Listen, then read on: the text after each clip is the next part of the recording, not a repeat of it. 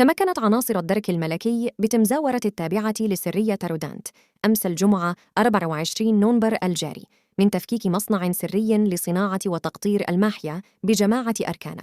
وحسب مصادر خاصة لشتوك بريس، فإن العناصر الدركية التي استهدفت هذا المصنع السري من حجز حوالي 1000 لتر من مسكر ماء الحياة كانت جاهزة للتوزيع بالتقسيط على المستهلكين، بالإضافة إلى كميات كبيرة من التين المخمر والعديد من الآليات والأواني والأنابيب والبراميل وقنينات الغاز المستعملة في عملية تقطير وصنع الماحية.